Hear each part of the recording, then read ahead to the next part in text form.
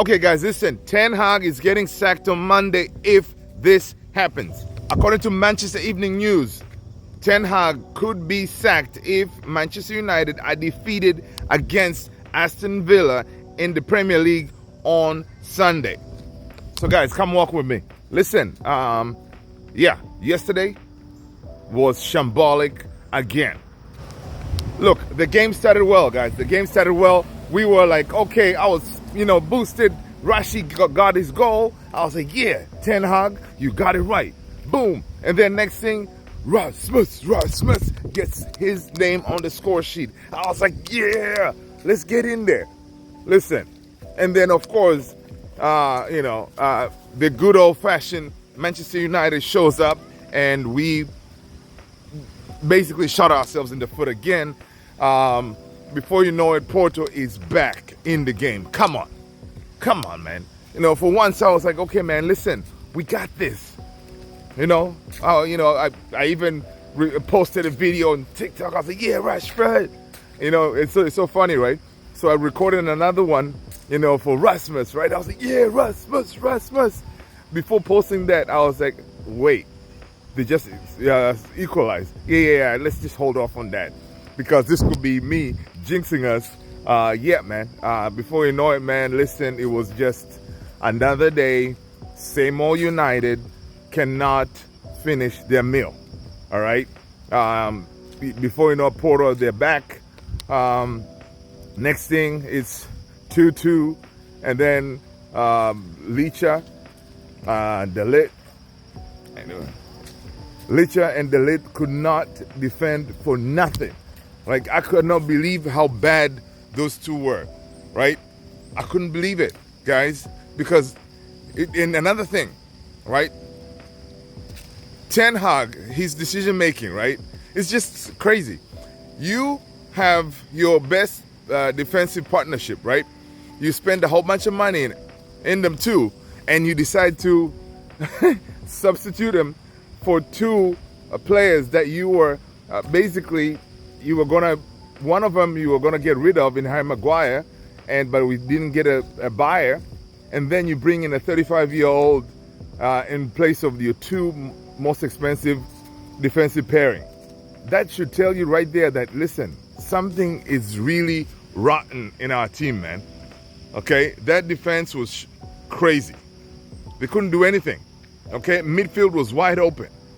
If we play the same midfield against Aston Villa on Sunday, it's going to be like a cricket score. They're going to kill us because our midfield was wide open. Like, I mean, it's crazy. And the way we're set up under Ten Hag, basically, he doesn't set us up to win. Like, it's one of those with the law inverting. And again, Dalot is not really a left back, so we should have gotten a left back. So I blame Ineos on that, because they didn't get us a left back. It's terrible, right? Dalot not being a left back, inverting in creates a whole bunch of open spaces, and we get exploited. So check this out here: the lack of left back and not being available is seriously hampering us, right? Our left side looks so non-existent. So I basically can't believe, or I can't blame Dalot as not his natural position, right? Which is very true here, okay? It's just tired of Luke Shaw's situation, man. This guy, Luke Shaw, apparently he was supposed to be back in January, according to these reports, right? It's just nuts, okay? We should have gotten a left back. Luke Shaw, this should just terminate his contract, man, because this guy, I don't think he's going to get back fit anytime soon. So, guys, look, at least Rashford scored, right? So when he scored, basically Marcus Rashford has scored as many non-penalty goals as Kylian Mbappe and more than Vinicius Jr. Woohoo! Check it out. This stat right here, Andre Onana has conceded 2.8 goals fewer than we'd expect based on XG. Listen, when your goalkeeper is your best performer, that is not a good look, people. It is not a good look. So look, check this report from Laurie Whitwell. People that know these guys, Ineos, of course, basically they're saying here that the club are adamant that Erik ten Hag is not under pressure to get sacked, but under pressure for results. So he's not getting the results. So most likely, after Sunday, if he doesn't get the results, he could be getting the sack. So whose decision will it be really to sack him? Is it Barada, Dan Ashworth? I mean, who's going to actually be the one to get hit, to say, hey, Ten Hag, it's time.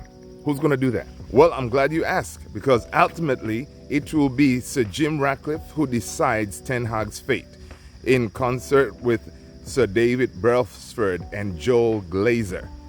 Basically, they'll be taking recommendations from Omar Barada and Dan Ashworth. So look, if they decide to pull the plug right on Ten Hag, one of those candidates that he came really close last season for taking the job is Thomas Tuchel. So check this out. Since he became very close, it's expected that Man United will resume talks with Thomas Tuchel if they decide to sack Erik ten Hag. The German manager has supporters in the hierarchy and is considered a world-leading coach. Honestly, guys, that is what we need, man. We need a world-leading coach, but I'm not really a big fan of Thomas Tuchel, guys. I ain't gonna lie. So, guys, listen. There you have it, man. The Sunday game against Aston Villa is going to be crucial. Ten Hag knows he has to win, but again, knowing that you have to win, I don't know. His decision-making has been really funny. Like this game against Porto, he knows that he needed a win. Why did he substitute Rashford? All right, Ten Hag, when asked why he decided to sub Rashford, he was okay. No issues, but we just need to rotate. Ten Hag really rotate, buddy. Also, Alejandro Garnacho is our attacking threat in this moment, and we brought him in from the bench. We need fresh players for Sunday, and it's all in the plan. Ten Hag, really? We needed to win. Rashford was cooking, and you decide to bench him? Come on, dude. Hey, listen, at least we got Harry Maguire, because he came to the rescue once again, guys. Maguire did its thing. From the bench, last minute, boom, we got that much needed point. Even though we're sitting 21st, I think, on the Europa League table. Embarrassing. Make sure to hit the like, subscribe, hit that follow, guys, if you haven't done so. I appreciate you guys. Talk to you in the next one. Peace.